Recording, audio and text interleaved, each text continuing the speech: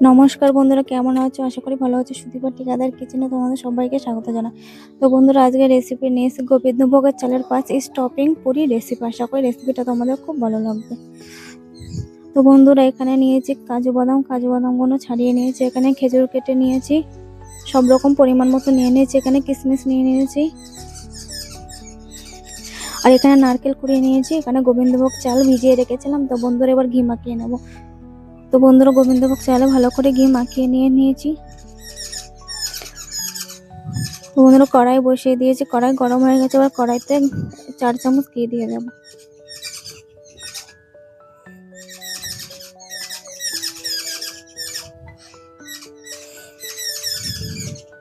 তো বন্ধুরা, নেড়ে চেড়ে ঘিটা গরম করে নেব। এবার কেটে রাখা খেজুর গরম ঘিয়ের মধ্যে নিয়ে হালকা করে ভেজে নিতে হবে।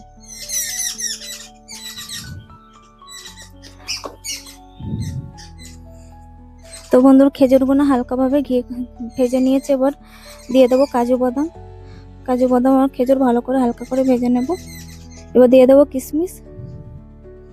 তো কিশমিশ আবার দিয়ে দেবো গোবিন্দভোগ চাল। সবকিছুর সাথে ভালো করে ভেজে নিতে হবে হালকা করে।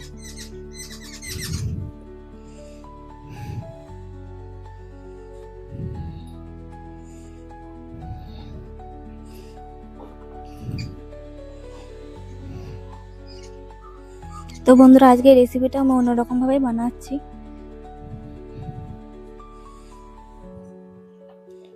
তো বন্ধুরা, এবার দিয়ে দেবো 2 লিটার দুধটা গরম করে নিয়েছি।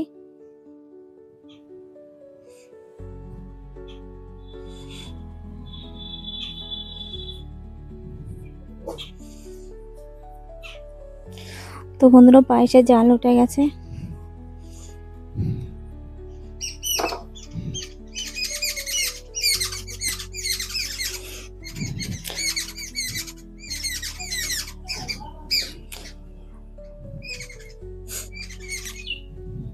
তো বন্ধুরা, পায়ের চালটা 70% সিদ্ধ হয়ে গেছে। এবার কোরানো নারকেল দিয়ে দেবো পায়েসের মধ্যে। তো বন্ধুরা, পায়েসের মধ্যে নারকেল কোড়া দিলে কিন্তু পায়েসের স্বাদ কিন্তু আরো বেড়ে যায়, খেতে কিন্তু অসাধারণ লাগে। তোমরা পায়েস দিয়ে, গোবিন্দভোগ চাল দিয়ে পায়েস রান্না করে একবার অবশ্যই খেয়ে দেখবে। নারকেল দিয়ে খেতে কিন্তু খুবই ভালো লাগে। আর 5 মিনিট মতো রান্না করে নিলে হয়ে যাবে। তো বন্ধু, এবার পরিমাণ মতন চিনি দিয়ে দেবো।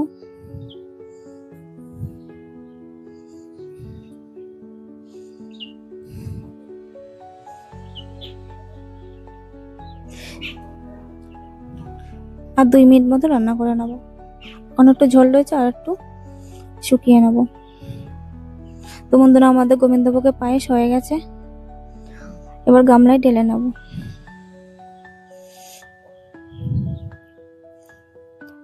তো এবার গামলায় ঢেলে নিচ্ছি বন্ধুরা।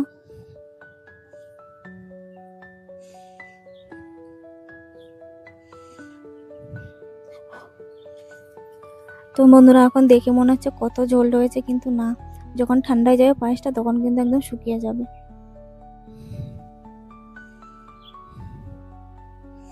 এবার কড়াই বসিয়ে দিয়েছে বন্ধুরা। এবার মটরশুঁটিগুলো ভেজে নেবো। তো বন্ধুরা, ফোড়নটা দেখানো হয়নি, এর মধ্যে রসুন, জিরে আর শুকনো লঙ্কা ফোড়ন হয়ে দিয়েছি, কিন্তু মটরশুঁটিগুলো ভেজে নিতে হবে ভালো করে।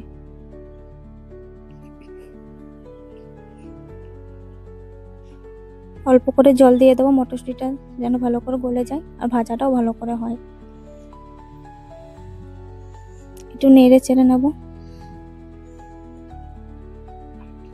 এবার 5 মিনিটের মতন ঢাকা দিয়ে রেখে দেবো, মটরশুঁটিটা যেন ভালো করে গলে যায়। তো বন্ধুরা, 5 মিনিট হয়ে গেছে। এবার দেখে নেবো।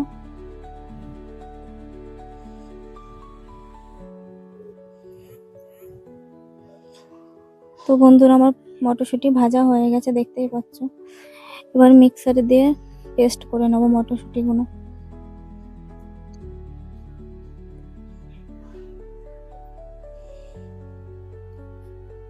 তো বন্ধুরা, মিক্সারে দিয়ে দেখো মটরশুঁটিগুলো সব পেস্ট করে নিয়েছি। পেস্ট করা হয়ে গেছে মটরশুঁটিগুলো সব।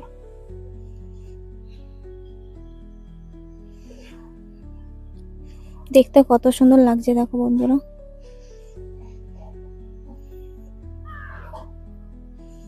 মটরশুঁটিগুলো সব পেস্ট করে নিয়েছি। এবার এখানে 1 কিলো আটা নিয়ে নিয়েছি, আটাতে 2 চামচ লবণ দিয়ে দেবো পরিমাণ মতন। অল্প অল্প জল দিয়ে আটাটাকে মেখে নিতে হবে।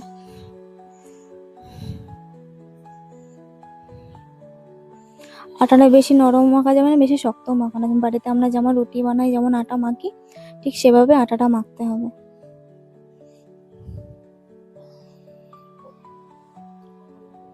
তো বন্ধুরা, আমার হাজবেন্ড একটু আটাটা মেখে দিচ্ছে, হেল্প করে দিচ্ছে।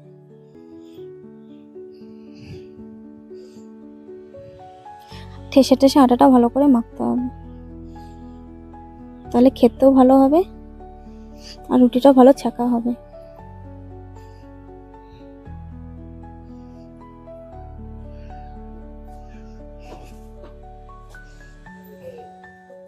তো বন্ধুরা, আটাটা আমার ভালো করে মাখা হয়ে গেছে।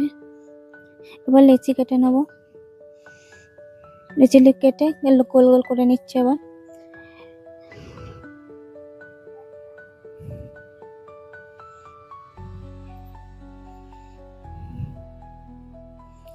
এবার যে মটরশুঁটির পুরগুলো তৈরি করেছি, এবার লেচি কেটে ভালো করে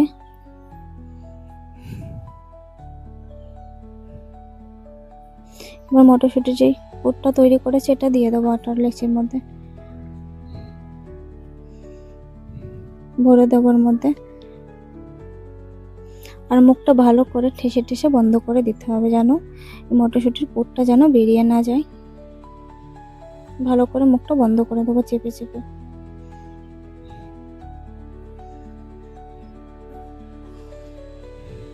তো বন্ধু, এই রেসিপিটা কিন্তু তোমরা বাড়িতে অবশ্যই একবার ট্রাই করে দেখবে, খেতে কিন্তু খুব ভালো লাগে। এরকম মটরশুঁটির রুটি কিন্তু খুব ভালো লাগে খেতে। বন্ধুরা, একটা তৈরি করা হয়ে গেছে, আর একটা তৈরি করে নেবো এভাবে।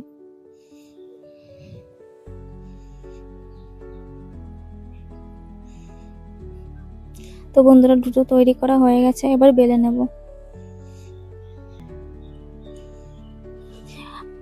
অল্প করে আটা লাগিয়ে হালকা হাতে কিন্তু বেলে নিতে হবে, বেশি ঠাসা যাবে না, নয় কিন্তু মটরশুঁটি যে পুরটা আমি ভরেছি ওটা কিন্তু বেরিয়ে যেতে পারে।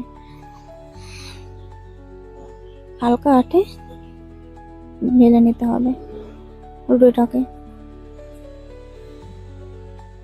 তোমাদের রুটিটা বেলা হয়ে গেছে, তাওয়া গরম হয়ে গেছে, রুটিটা দিয়ে দেবো গরম তাওয়ার মধ্যে। হালকা করে ছেঁকে নিতে হবে, হালকা আঁচে ধীরে ধীরে ছেঁকে নিতে হবে। এই রুটিটা বানাতে সময় লাগে। তো বন্ধুরা, এক পাশ হয়ে গেছে, উল্টে দিয়েছি, আর এক পাশ হালকা করে চেপে নেব। মিডিয়াম আছে ভালো করে ছেঁকে নেব, হাত দিয়ে আমি ঠেসে ঠেসে করে ছেঁকে নিচ্ছি। তো বন্ধুরা, একটা ছেঁকা হয়ে গেছে, ভালো করে দেখো বন্ধুরা, এভাবে সব কটা ছেঁকে নেব।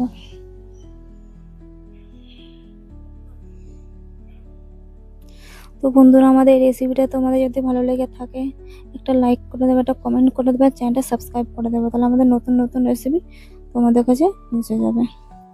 তো বন্ধুরা, একটা রুটির পর রুটিতে ভালো করে ছেঁকে নিচ্ছি, তাহলে রুটিটা ছেঁকাও ভালো হবে, রুটিটা ফুলবে। তো বন্ধুরা, দুটো ছেঁকে নিয়েছি, আর একটা দিয়ে দেবো। এভাবে সব কটা ছেঁকে নিতে হবে। আর এই রেসিপিটা তোমরা বাড়িতে অবশ্যই একবার ট্রাই করে দেখবে।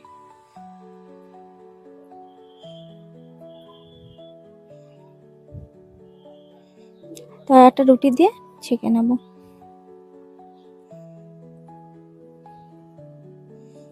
ঠেসে ঠেসে ছেঁকে নিলে ভালো করে ছেঁকা হবে। এই রুটি যত ভালো ছেঁকা হবে আর খেতে কিন্তু ততই ভালো লাগবে।